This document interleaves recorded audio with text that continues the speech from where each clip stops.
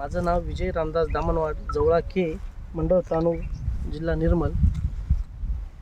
या गावामध्ये आम्ही आमच्या शेतामध्ये हरभरा हे पीक घरचं बियाणं पेरलो. त्याच्यामध्ये आम्ही बायो पद्धतीने, ऑर्गॅनिक पद्धतीने आम्ही पेरणी झाल्यानंतर याला स्प्रे पूर्ण ऑर्गॅनिक पद्धतीने केलेला आहोत. त्याच्यामध्ये वटवृक्षाची मुळ्या आणि गुळाचं पाणी हे आणि गोमूत्र हे तीन आम्ही मिक्स करून वाढीसाठी, त्याचं प्लांट ग्रोथसाठी उपयोग केलो. आणि फॉस्फरस आणि कॅल्शियमचं प्रमाण असल्यामुळं अंडा आणि दही याचं बी आम्ही मिश्रण तयार करून आम्ही ते पण याला स्प्रे केलेलो आहोत. आणि एका एकरला 40 किलो हे बियाणं आम्ही वापरलो. कोणताही रोग नाही, मर रोग नाही, काय कोणताही रोग नाही. एकदम नंबर 1 क्रॉप आलेला आहे हरभऱ्याचा. अळी नाही, काहीच नाही. लिंबोळी आर्कचा वापर केलो आहे आम्ही याच्यामध्ये. खूप छान प्लॉट आहे. जीवामृत तयार करण्यासाठी आपल्याला एक टाकी लागते, साहित्यामध्ये सांगतोय. आणि आपण 1 किलो वटवृक्षाच्या मुळ्या घ्यायचे आणि 200 लिटरच्या टँकमध्ये 100 लिटर पाण्यामध्ये ती भिजू घालायचे आणि त्याच्यामध्ये गूळ टाकायचं, 2 किलो गूळ टाकायचं. आणि ज्याप्रमाणे आपल्या घरातली घडी फिरते त्याप्रमाणे मिक्स करणं, गोल राऊंड 5 मिनिट मारायचं. सकाळ, दुपार, संध्याकाळ 3 टाईम. आणि 5 दिवस आपण राऊंड 5 मिनिट्स करायचं 3 टाईम. आणि 5 दिवस झाल्यानंतर आपल्याला उत्तम पद्धतीचं जीवामृत तयार होईल आणि ते आपण स्प्रेसाठी घेऊ शकता. स्प्रेसाठी आपण प्रति टाकी, प्रति पंप 100 ml चा उपयोग करू शकतो. 100 ml एका टाकीला टाकून आपण स्प्रे केलं तर पण आपल्याला खूप मात्रा त्याच्यामध्ये भेटते.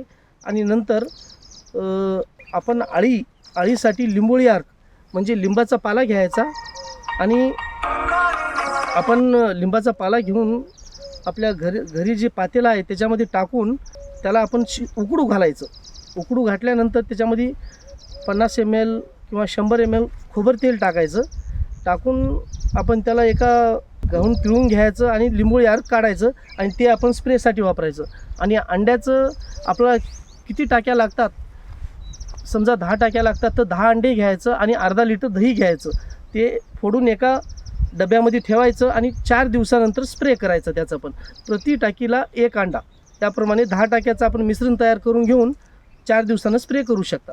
अशा पद्धतीनं ऑर्गॅनिक पद्धतीनं आपण हरभरा एकदम उत्तम पद्धतीचा ॲव्हरेज काढू शकतो. आपल्याला अंड्याचं मिश्रण समजा आपल्याला 100 ml 1 लिटर तयार झालं तर प्रति पंपाला आपण 100 ml टाकायचं.